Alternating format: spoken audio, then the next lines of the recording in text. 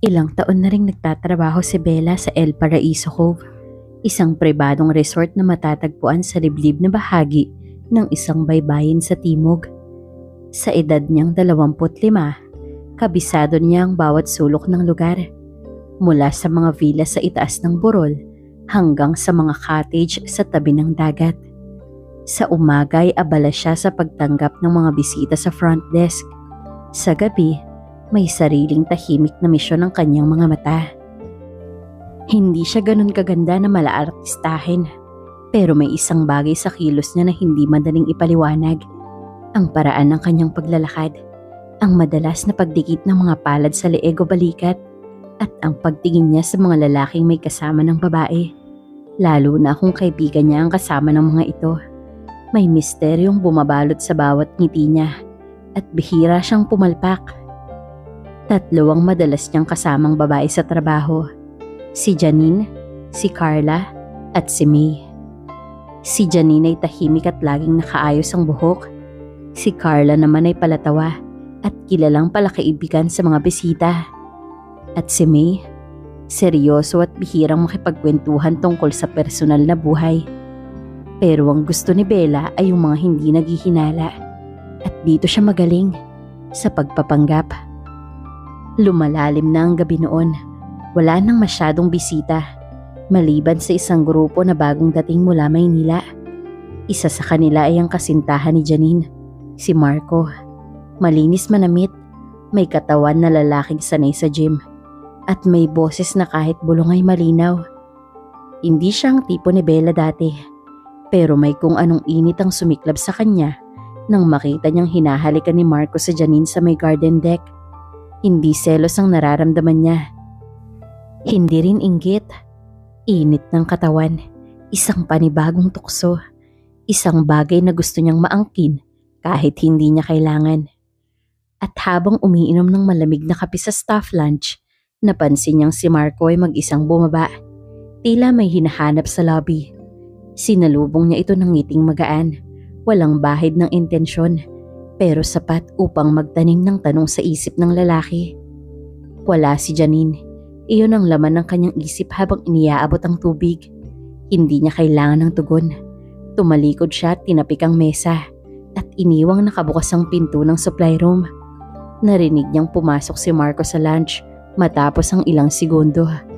At dito nagsimula ang una niyang gabi ng pagtikim ng ipinagbabawal. Sa liwanag ng fluorescent lamp at lamig ng aircon, unti-unting bumigay ang katawan ni Marco sa mga kilos na hindi nangangailangan ng salita. Hinayaan ni Bella ang lahat. Wala siyang pakialam kung marinig sila o kung may biglang dumating. Sa sandaling yun, siya ang may hawak sa atensyon ng lalaking dati hawak ng kaibigan. Ang bawat dampi ng palad ni Marco sa kanyang itaas ay tila paulit-ulit na kinukuryente ang kanyang laman. Inabot niya ang batok nito, nilapit ang katawan sa kanya, at dahan-dahan itong itinulak patalikod sa sofa. Marahan pero kontrolado. Hindi niya kailangang magmadali. Gusto niyang damhin bawat segundo ng pagkatalo ng lalaki sa sariling pagpipigil. Ramdam ni Bella ang unti-unting pagtaas ng temperatura ng paligid. Hindi dahil sa klima, kundi sa init na nag-ugat sa pagitan nila. Isa iyong uri ng init na hindi kailangan ng dahilan. Habang abala ang mga labi ni Marco sa kanyang balat, pumikit si Bella. Pinakawalan niya ang lahat ng inhibisyon. Hindi niya kailangang magmahal para marating ang sukdulan. At sa oras na yun, iyon lang ang gusto niya. Nang matapos ang sandali, inayos ni Bella ang kanyang uniforme na parang walang nangyari. Iniwan niya si Marco sa sofa na tila litong-lito, nakayuko at tahimik. Tinapik niya ang balikat nito bago lumabas ng lunch at bumalik sa front desk, kasabay ng pagbalik ni Janine mula sa isang mabilis na lakad papuntang guest villa. May humahanap kay Marco. Iyon ang sinabi ni Janine pagkakita sa kanya. Ngumiti lang si Bella. Baka nasa labas lang. Isa iyong sagot na puno ng pagtatago. Isang linya ng pangkaraniwang katwiran pero may kabalintunan sa ilalim. Alam niyang hindi pa tapos ang kanyang gabi. Sa isip niya, nagsisimula pa lang ang tunay na laro. Nang makabalik sa kanyang silid, Dahan-dahan niyang inalis ang kanyang uniforme. Wala nang ingay, walang ilaw maliban sa liwanag mula sa bintana. Lumapit siya sa salamin at pinagmasdan ng sarili. Wala siyang nararamdamang guilt. Bagkus, tila lalo siyang nabuhay. Parang may isang bahagi sa kanyang pagkatao na matagal nang natutulog at ngayon lamang muling nagising. Muling sumagi sa kanyang isipan ang paraan ng paghawak ni Marco sa kanya. Ang bigat ng hininga nito habang pinipigilan ang sarili. Ang paraan ng pagtalikod nito matapos ang lahat. Parang isang lalaking tinukso at hindi na makabawi. At sa likod ng lahat ng iyon, naroon si Bella. Tahimik. Malamig ang kanyang anyo sa harap ng iba. Pero sa ilalim ng balat, may apoy na hindi madaling mabuksa. Sa mga sumunod na araw ay balik sa normal ang lahat. Walang nagbago sa kilos ni Marco. Wala ring nabanggit si Janine. At si Bella, parang walang nangyari. Pero sa bawat sulyap niya sa lalaki, alam niyang may iniwang bakas sa kanilang dalawang gabing yun. At sa resort na yun na tila isang paraiso, alam niyang marami pang gabing magpapaalab sa init ng kanyang katawan. Makalipas ang ilang linggo, mula nang mapasakamay niya si Marco, bumalik sa dating tahimik ang daloy ng buhay ni Bella. Walang bumubulong, walang nagtatanong, at higit sa lahat, walang nagbabago sa turing ng kanyang mga kaibigan. Para bang walang nangyari. Pero sa ilalim ng mga ngiti ni Bella, nananatiling buhay ang alaala ng gabi ng kanilang lihim na kasalanan. Hindi niya rin ito pinagsisisihan. Inaalala niya ito para ulitin, sa panibagong katawan, sa panibagong tukso. Sa mga panahong yun, unti-unti na ring nararamdaman ng papalapit na tag-init. Dumarami ang mga booking, humahaba ang oras ng trabaho, at dumarami na rin ang pagkakataon. At dumating ito sa anyo ng panibagong bisita, si Adrian, ang kasintahan ni Carla.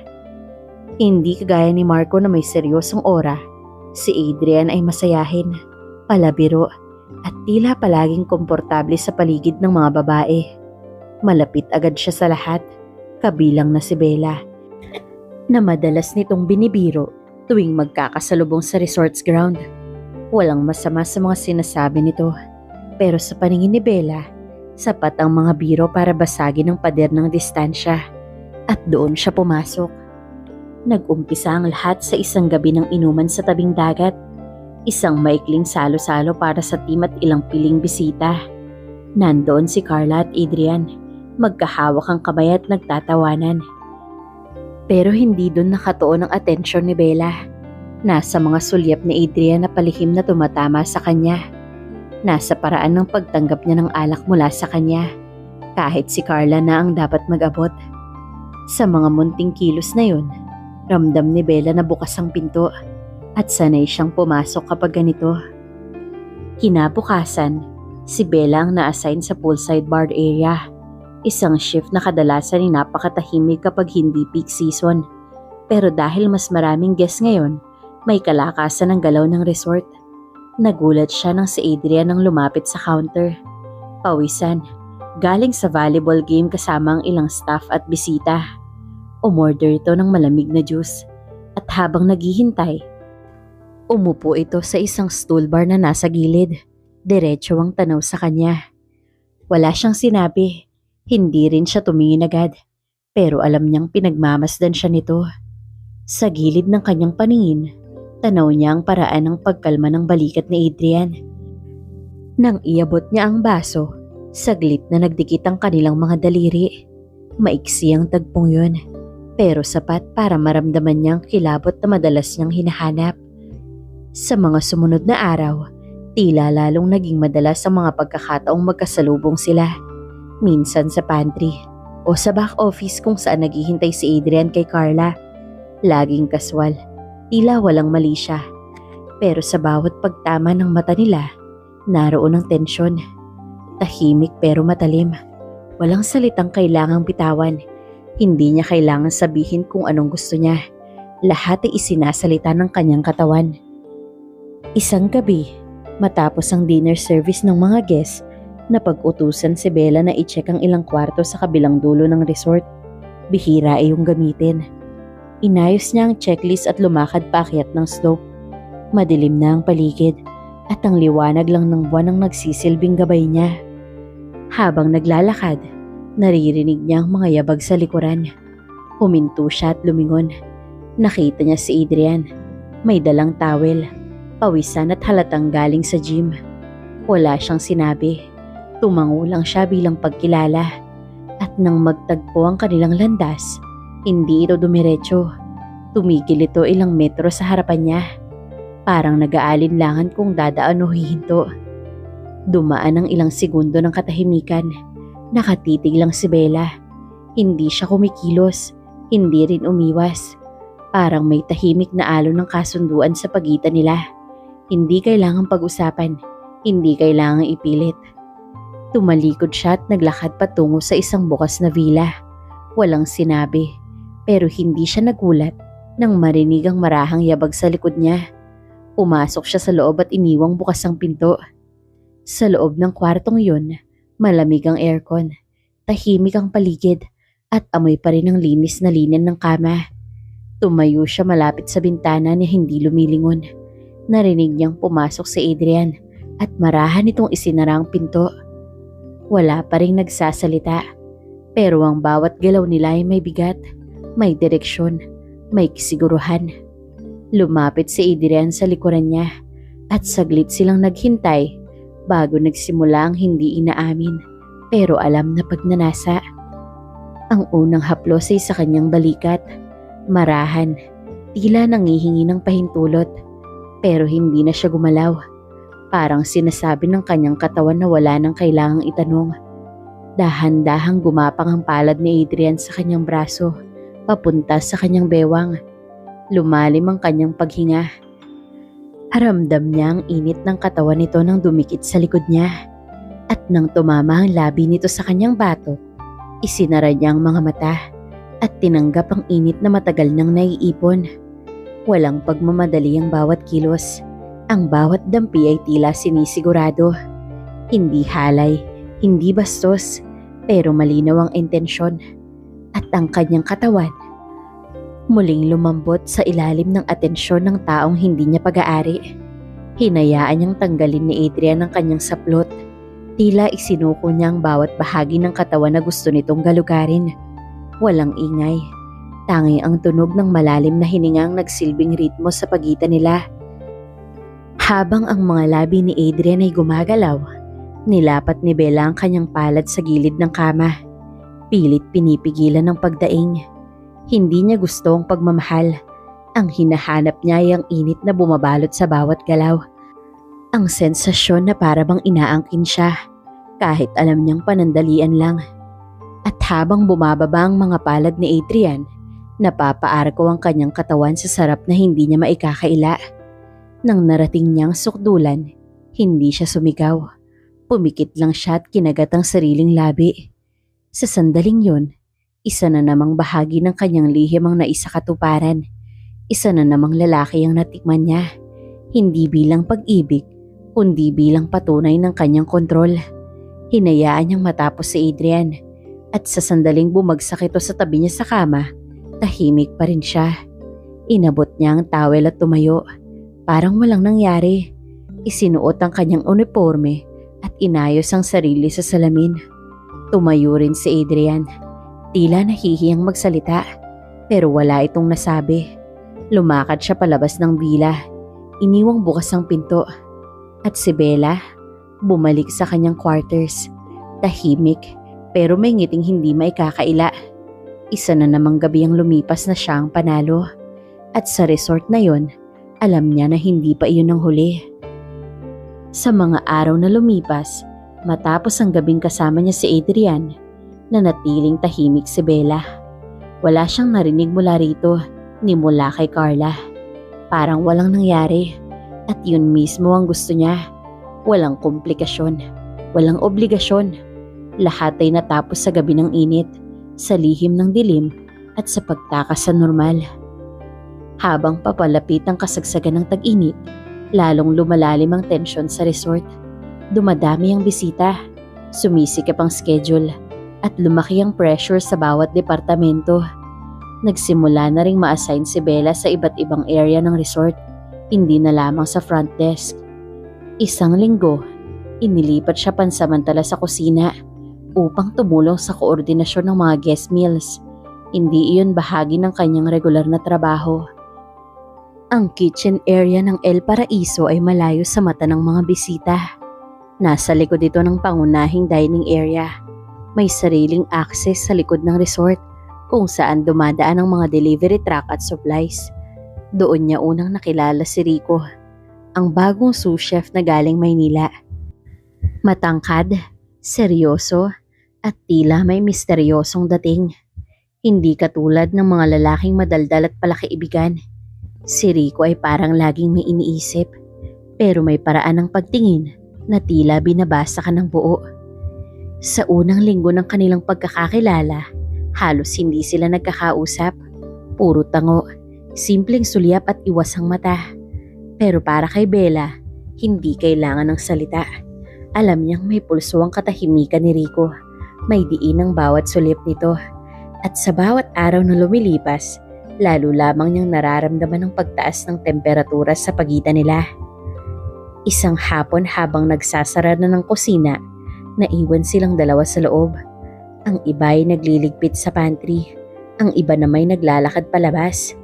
Si Bella ay nagkukunwaring nag-aayos pa ng inventory sheet, habang si Rico naman naglalagay ng takip ng mga sauce. Tahimik ang paligid, tangi ang tunog ng malamig na exhaust fan at mga korbyeretos ang maririnig.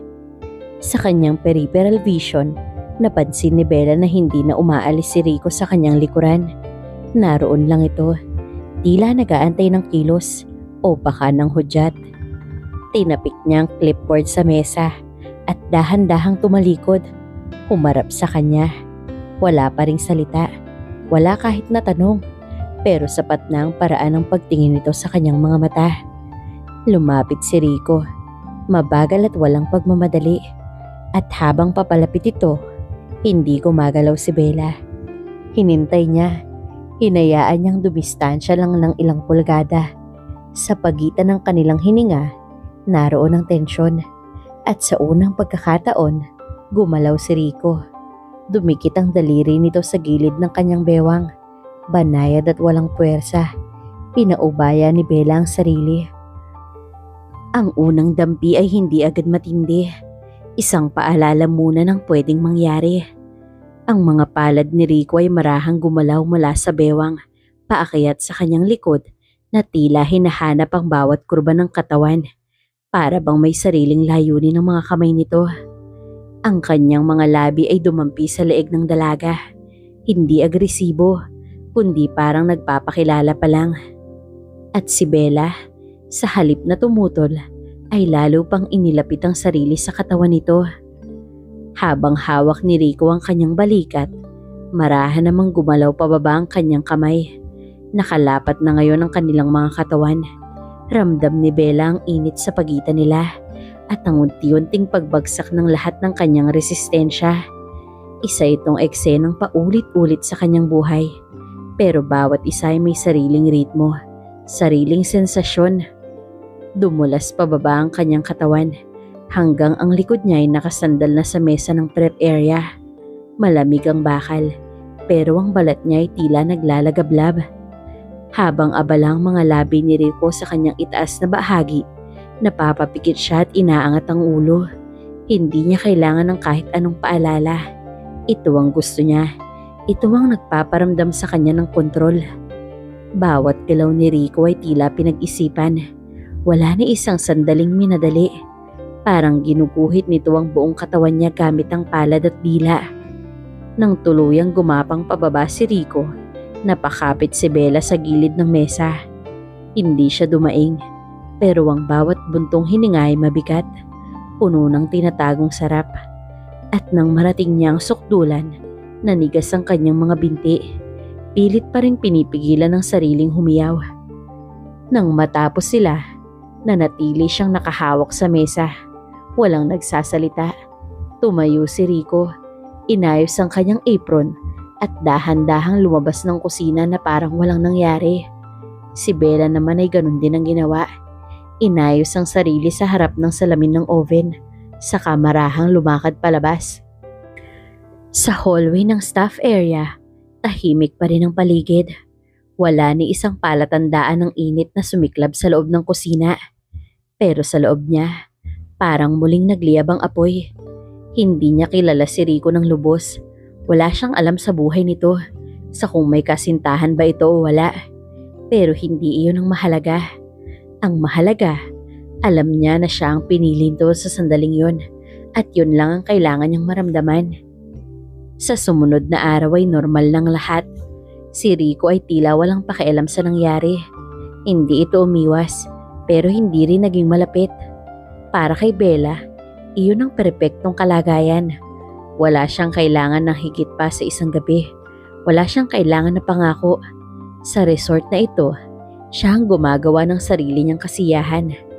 Sa paglalakad niya pabalik sa kanyang kwarto, dahan-dahang pumasok sa isip niya ang sunod na tanong. Sino na kaya ang susunod? Ilang araw na rin ang lumipas mula ng huling gabi sa kusina. Sa labas, tila walang nagbago sa takbo ng resort. Paikot-ikot ang mga bisita. Abala ang mga empleyado. Maayos ang lahat. Pero sa kalooban ni Bella, may bagay na hindi maipaliwanag. Isang init na hindi pa rin humuhupa. Isang sabik na patuloy na gumigising sa kanyang laman. Walang bumanggit tungkol kay Rico. Walang nagtanong. Walang nag-akalang may nangyari. Ganito ang gusto ni Bella. Lihim na walang bakas. Gabi na walang ebidensya. Ngunit sa dami ng pagkakataon, hindi niya mapigilan ang sariling muling maghanap. Hindi niya kayang tumagal nang hindi nadarama ang kapangyarihan ng pagtukso. Kaya kahit hindi niya planado, muli siyang napatingin sa paligid.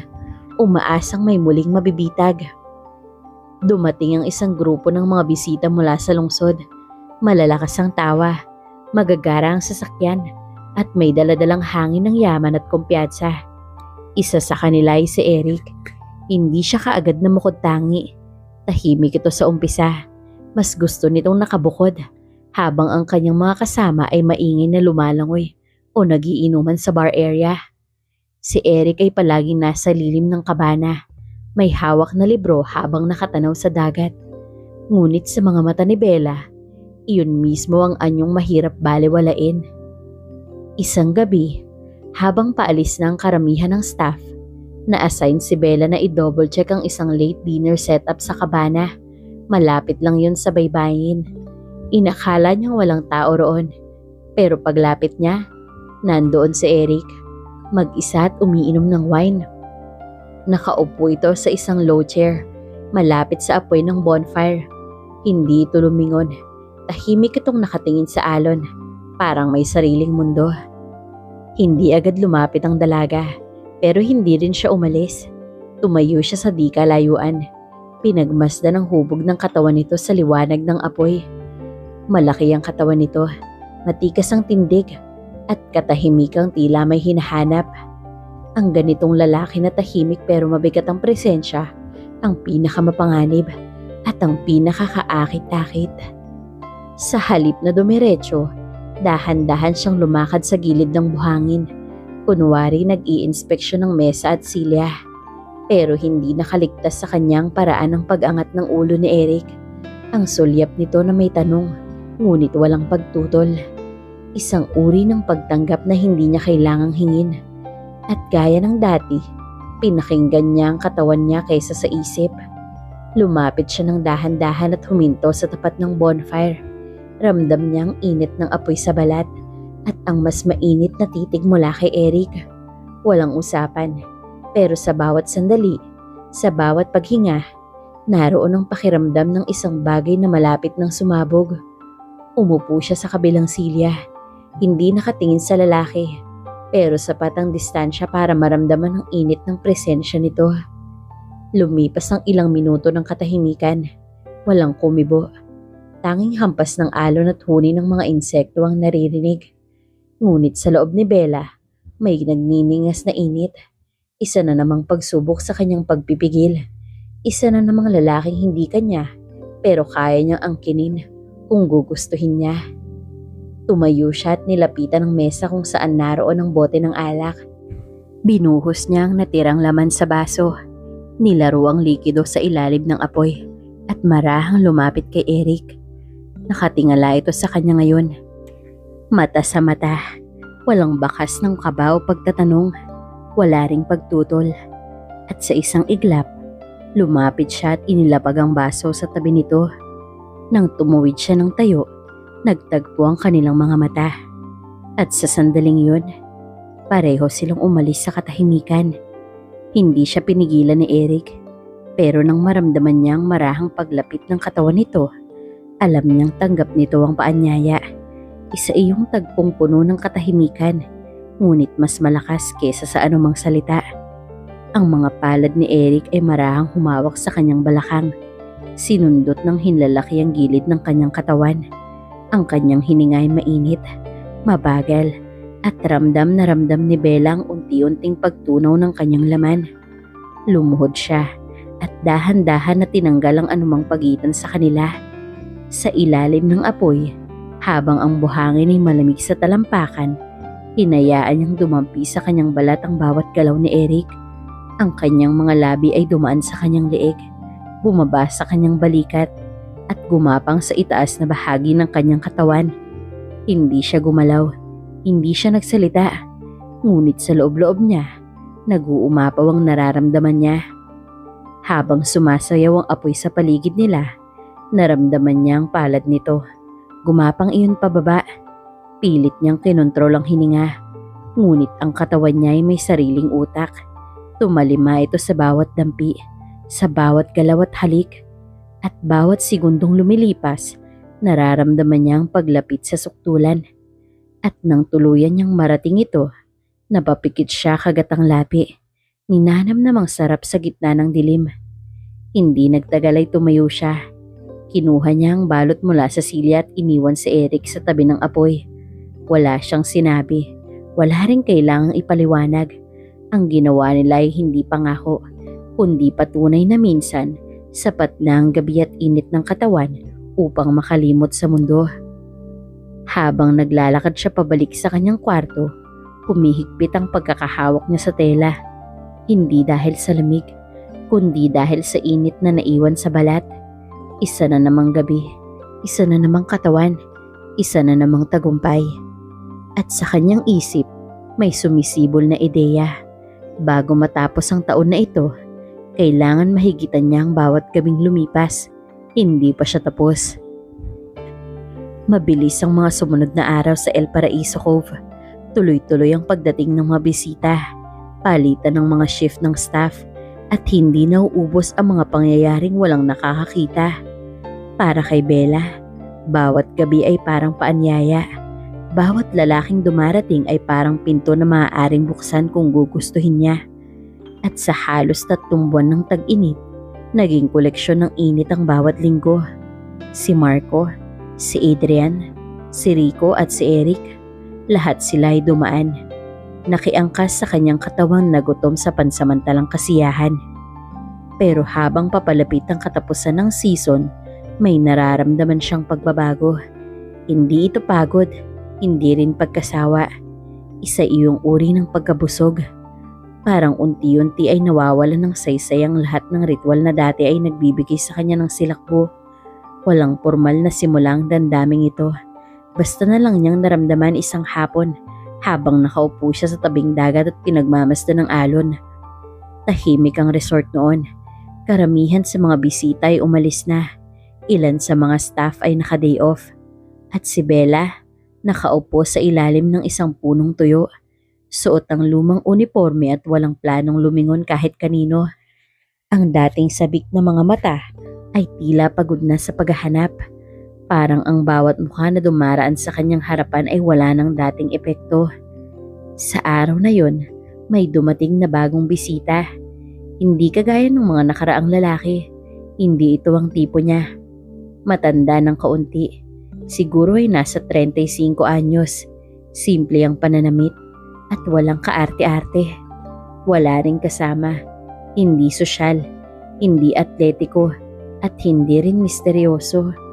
Basta tahimik lang itong nag-check-in at tumuloy sa kanyang villa sa dulong bahagi ng resort. Pero sa hindi niya maipaliwanag na dahilan, napako ang tingin niya rito.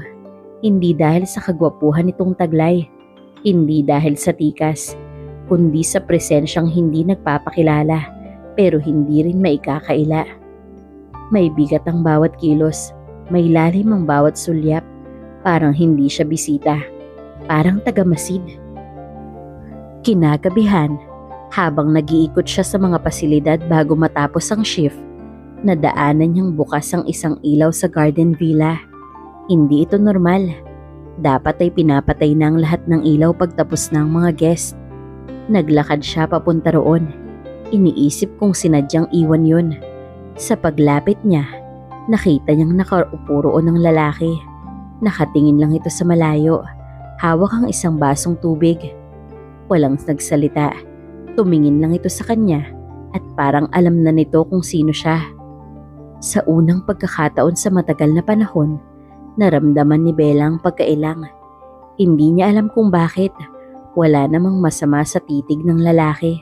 Wala ring intensyon.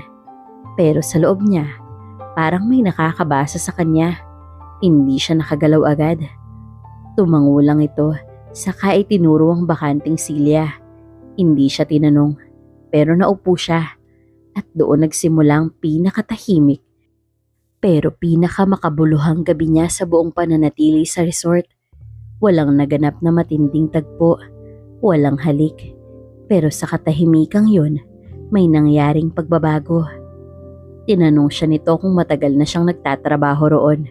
Sumagot siya ng oo. Tinanong nito kung hindi ba siya napapagod. Hindi siya agad nakasagot. At sa unang pagkakataon, umamin siya ng totoo kahit hindi niya lubos maintindihan. Parang oo, parang pagod na ako, pero hindi sa trabaho, parang sa sarili ko. Sagot niya rito. Hindi siya hinusgahan ng lalaki, hindi siya inusisa, pero sa bawat sulyap nito, ramdam niya ang pagtanggap. At doon niya naramdaman ang isang bagay na matagal niya nang hindi nararanasan. Katahimikan, hindi sa kapaligiran, kundi sa loob niya. Sa mga sumunod na araw, hindi niya nahinanap ang init. Hindi niya tinignan ng mga lalaking dumarating. Hindi na siya nag-aabang ng kilos, ng lihim na sulyap, ng mga paanyayang hindi binibigkas. Tumigil ang lahat, hindi dahil sa takot, hindi rin sa hiya. Tumigil dahil ayaw na niya. Ang katawan niya, na dati ay laging alerto sa tukso, tila nakahanap ng kapayapaan. Ang isipan niya na dating puno ng plano kung paano aakitin ang susunod, na puno ng tanong kung bakit nga ba niya ginawa ang lahat ng iyon. Sa huling gabi ng season, nag-organize ang resort ng simpleng salo-salo para sa lahat ng staff. May pagkain, kantahan, at simpleng palaro. Masaya ang lahat.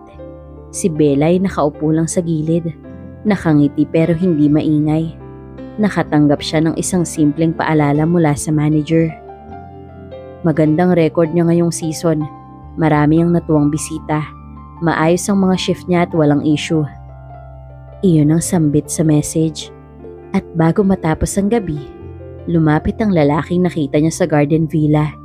Hindi ito nagtagal. Iniabot lang nito ang isang maliit na papel. Pagbukas niya ay isa lang ang nakasulat. Walang kasalanan ng paghahanap. Kung handa kang aminin na minsan, may hinahanap ka para sa sarili mong pagkukulang. Iyon ang mensahe. Hindi siya umiyak, pero matagal niyang tinitigan ang sulat. At sa kanyang pag-uwi sa staff quarters, isinara niya ang pinto. Humiga sa kama at tumingin sa kisame. Marami siyang inangkin, marami siyang tinukso, at marami siyang ginamit upang punan ng mga gabi niyang malamig. Pero sa wakas, natanto niyang hindi init ang kulang sa kanya, kundi kapayapaan, katahimikan. Hindi siya umalis sa El Paraiso. Nandoon pa rin siya, pero hindi na siya tumitingin sa mga kasintahan ng kanyang mga kaibigan.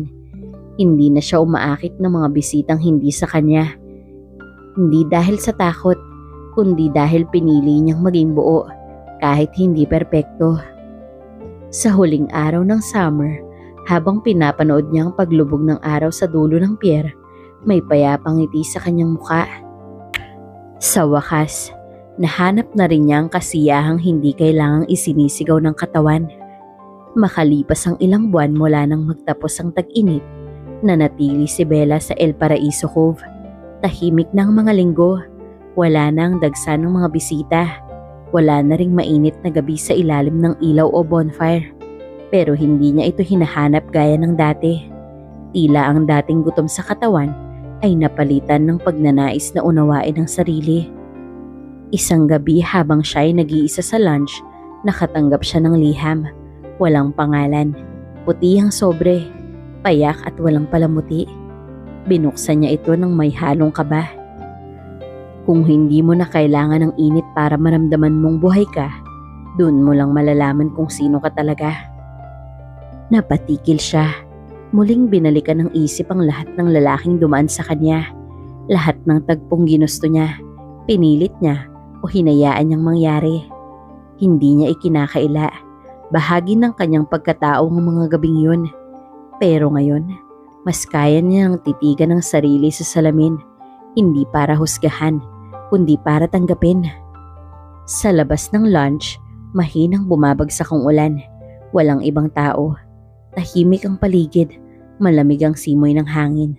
Sa unang pagkakataon, tinanggap niya ang lamig ng walang takot. Hindi niya ito tinatakasan. Hindi rin niya ito pinapalitan ng katawan ng ibang tao. Basta niya itong tinanggap, tulad ng pagtanggap niya sa kung anong nararamdaman niya ngayon. Hindi niya alam kung ano na siya bukas. Pero sa gabing yun, malinaw sa kanya na kaya niyang mag-isa. Kaya niyang hindi manukso. Kaya niyang hindi humawak sa iba para maramdaman ang sarili. At iyon ang unang gabing tunay siyang naging malaya.